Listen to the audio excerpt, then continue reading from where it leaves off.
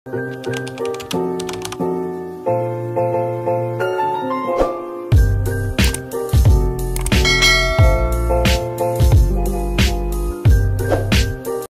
ini adalah lanjutan dari episode 11 novel Kidnap. Ki dan Kaca dibawa ke ruang penyimpanan di dalam gudang.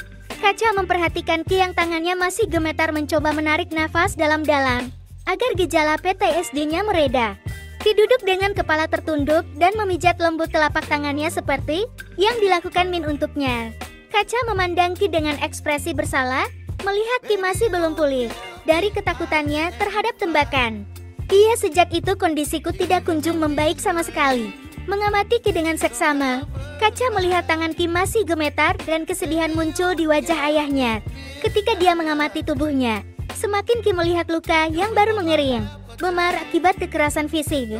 Kaca sangat patah hati hingga dia bisa melihat jejak penyesalan di matanya. Keheningan antar ayah dan anak itu kemudian terjadi hingga Ki mulai merasa tidak nyaman, sehingga ia berusaha menghancurkan perasaan tersebut. Ayah, mengapa ayah datang membantuku? Padahal aku sudah tahu kalau mereka ingin membunuh ayah. Namun, ayah harus datang membantu Ki. Aku tidak akan membiarkan hal seperti itu terjadi lagi. Hari itu, aku benar-benar melakukan kesalahan. Ki membeku, tidak menyangka akan mendengar kata-kata ini dari Kaca. Ki melihat ekspresi pahit di wajahnya dan merasa bersalah pada ayahnya sendiri. Untuk pertama kalinya Kaca memutuskan untuk mengutarakan perasaannya. Aku keluar karena aku tidak tahu apakah ini akan menjadi kesempatan terakhirku untuk berbicara atau tidak. Pada akhirnya, dia mungkin tidak akan keluar dari sini sama sekali hari ini. Saat itu, ayah mengira bisa menangani semuanya dan ingin meminta maaf karena saat itu tidak memilih keluarga. Hari itu, ayah berusaha melakukan segalanya dan berjuang untuk yang benar karena menurut ayah, jika bisa melakukan ini, hal buruk tidak akan pernah terjadi pada keluarga kita.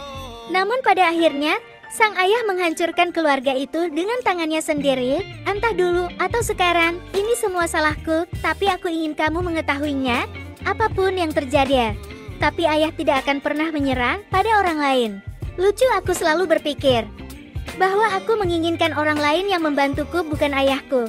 Namun ketika aku benar-benar mempraktikkannya, inilah yang paling aku takuti sekarang. Jika aku bisa kembali, aku bahkan tidak ingin ayahku datang ke sini. Aku tidak ingin ayahku memilihku. Karena jika aku kehilangan ayahku, aku tidak bisa pergi ke orang lain. Ki berteriak seperti anak kecil. Kaca menarik Ki untuk pelukan yang menenangkan. Tidak apa-apa, ayah akan mengeluarkan kita dari sini. Ki menarik diri dari pelukan Kaca dan menatap wajah Kaca. Bisakah kamu berjanji padaku bahwa ayah tidak akan mati? Aku tidak tahan melihat gambar seperti itu. Tidak lagi. Ayah janji. Kaca meremas bahu Ki, mengulangi janjinya. Ki menatap wajah Kaca. Saat itu, pintu ruang penyimpanan terbuka. Anak buah Yada datang membawa pistol. Sebelum mereka berkumpul untuk menyeret Ki dan Kaca ke kaki Yada, dia mencibir seperti seseorang di atas. Sesungguhnya, heroin yang terbakar itu bahkan tidak mempengaruhi potongan kukuku. Tapi fakta bahwa kau terlibat dalam masalah ini, tahukah kamu seberapa besar kerusakan yang telah aku timbulkan? Kata Yada, perlahan-lahan memutari pot. Baik kasino maupun heroin, segala sesuatu yang aku bangun dengan tanganku dihancurkan olehmu sampai hancur total. Tetapi bahkan jika aku mengatakannya, kamu mungkin tidak memahaminya. Jadi mari kita cari cara untuk membuatnya terasa. Caraku merasakan bagaimana rasanya menyaksikan semua yang kucintai perlahan-lahan hancur. Yada mengangguk pada bawahannya. Bawahan Yada menerima perintah tersebut dan segera mulai menggunakan tongkat mereka untuk memukul kaki Ki. Ki jatuh ke lantai, menangis kesakitan. Ki, Kaca bergegas menuju Ki, tapi Yada yang berdiri di sampingnya mengangkat senjatanya dan mengarahkannya ke kepala Kaca, menyebabkan Kaca berhenti. Stop, ayah! Ayah, jangan ke sini! Kiki berteriak untuk menghentikannya karena dia takut Kaca akan melakukannya. Dia sangat tidak sabar sehingga dia tertembak. Kaca mengatupkan giginya, dia hanya bisa menyaksikan Ki dipukuli dengan kejam. Yada perlahan mengangkat kepalanya untuk berbicara kepada Kaca dengan suara dingin. Bagaimana? Berhenti. Sudah cukup. Jika kamu marah padaku, datang dan lakukan itu padaku. Yada tertawa senang melihat Kaca tidak lagi sombong seperti biasanya, memiliki hati dan pikiran yang sama seperti seorang ayah bersamanya. Itu bagus. Menyenangkan sekali melihat ayah dan anak saling mencintai seperti ini. Jadi ayo kita bermain sedikit ya. Yada berjalan kembali. Ki keluar dan merangkak ke arah Kaca. Yada mengangkat senjatanya dan menyuruh bawahan yang menahan Kaca untuk mundur. Ayo pilih. Siapa yang akan duduk dan menyaksikan orang lain mati lebih dulu? Ki dan Kaca terdiam mendengar tawaran Yada. Tembok saja aku tidak punya masalah apapun denganmu dan jika aku mati, masalahmu sudah selesai, bukan? Aku tidak bisa, ayah. Apa yang ayah janjikan padaku? Mengapa kamu melakukan ini? Ayah, tolong.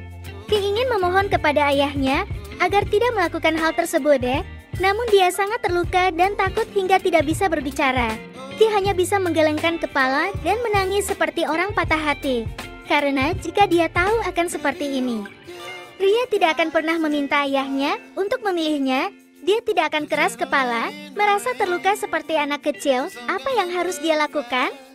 Untuk menyelamatkan nyawa ayahku, apa yang harus dia lakukan? Ki menatap Kaca yang sedang tersenyum padanya. Bahkan dengan pistol Yada yang diarahkan ke kepalanya, Kaca perlahan bergerak mendekati Ki, tersenyum sedih pada Ki. Yada berjalan mendekat dan mengarahkan pistolnya ke kepala Kaca. Ki menangis dengan keras. Kaca tersenyum pada Ki, mengulurkan tangannya dan dengan lembut membelai kepala Ki. Ayah sayang Ki. Kaca menggerakkan tangan yang mengelus kepala Ki ke bawah untuk menutupi mata Ki. Ayah minta maaf karena membuat Ki seperti ini.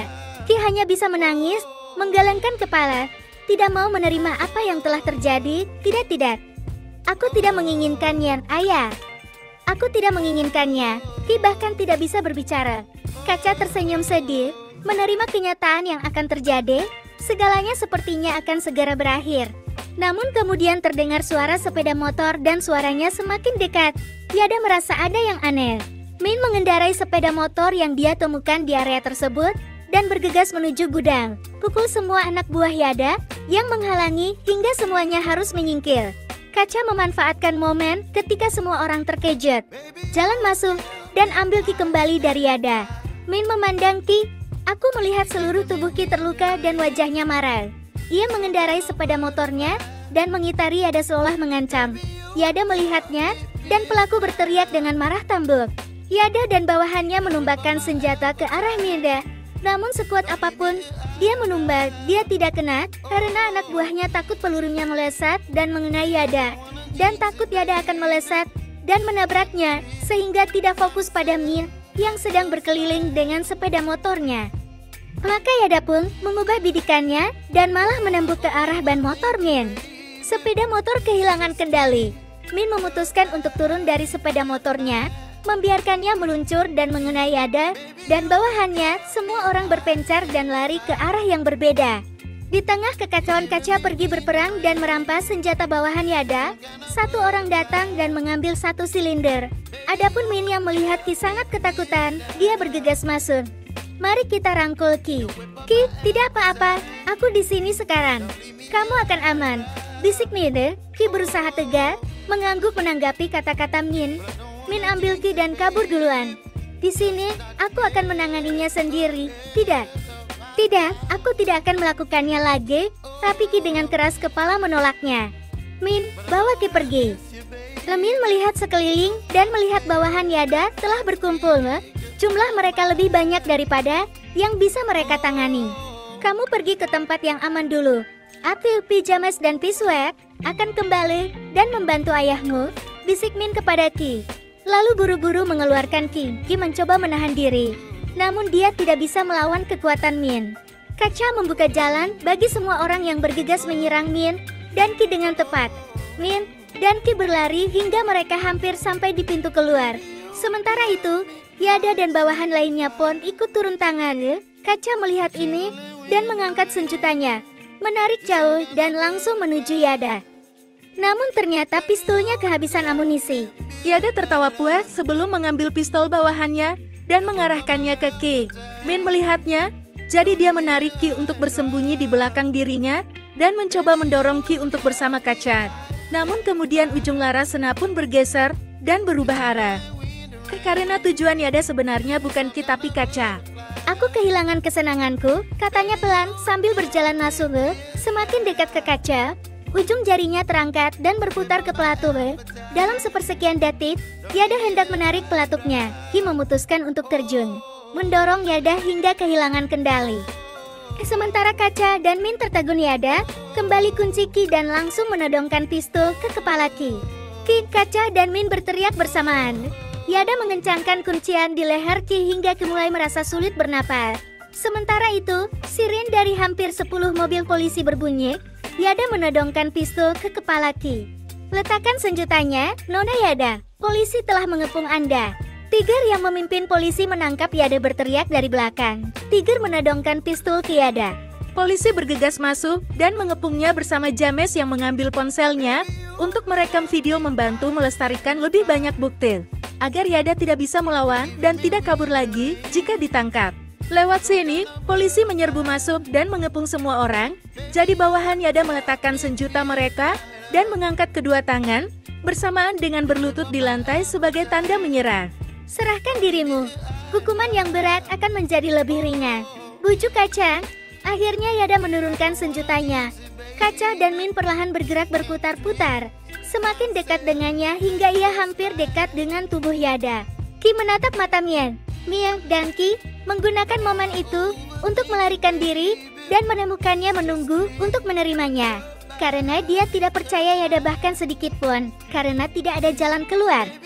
Maka mari kita akhiri sekarang. Sementara Yada bersikap ceroboh, Ki berjongkok dan mundur. Kekuatan itu menghantam Yada hingga kehilangan kendali. Ki dilepaskan dari kuncinya. Kaca dan Min bergegas membantu Ki. Tapi Kacalah yang mencapai Ki lebih dulu. Kaca memeluk anaknya dan gunakan tubuhmu sendiri sebagai taman. Ki memandang ayahnya dengan kedua perasaan, lega dan khawatir karena Yada belum juga ditangkap. Sementara itu, Yada kembali datang dan menodongkan pistol ke arah Kaca. Min yang melihat Yada berniat menembuk Kaca, bergegas menuju Kaca, dan Ki, mudah-mudahan aku bisa mendorong mereka keluar dari jalur peluru tepat waktu, termasuk dirimu sendiri, kamu tidak akan terluka, tapi, Bang. Suara tembukan terdengar. Kaca dan Ki keluar dari jalur peluru, sedangkan Min terjatuh ke arah lainnya. Saat aku melihat itu Yada kehilangan kendali, polisi bergegas menangkap Yada. Meski Ki masih takut dengan tembukan, ia berusaha memaksakan diri. Aku segera bangun dan mencari Min. Lalu kulihat tubuh Min robot ke lantai, darah mengucur dari tubuhnya. Nafasku tersengal-sengal. Ki berdiri tertegun, jantung Ki berdebar kencang. Sial! James berseru kaget.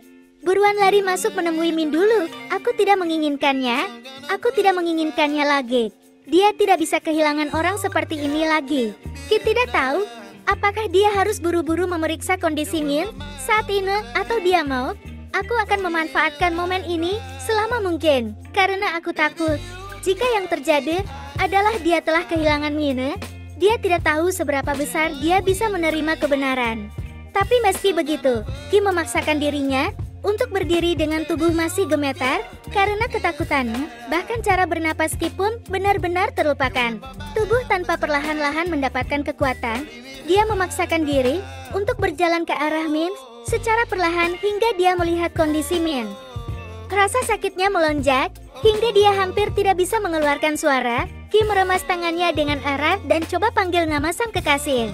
Min, Ki berseru dengan suara rendah. James dengan ringan menepuk pipi Min untuk membangunkan Min hingga sadar. Sesaat Min pingsan karena kaget setelah tertembuk. Dia perlahan membuka matanya. Ekspresi Ki seperti orang yang diambang kehancurannya. Min mengertakkan gigi dan memaksa dirinya untuk bangun dengan James membantunya. Min menggunakan satu tangan untuk menekan lukanya. Min perlahan bergerak ke arah Ki. Pelan-pelan, kata James pada Min. Ki melihat Min masih hidup dan bergegas memeluknya seolah-olah aku takut Min akan menghilangnya. Min mengangkat tangannya membelai wajah Ki karena dia tahu Ki mungkin sangat takut. Apakah tidak apa-apa? Di mana yang sakit?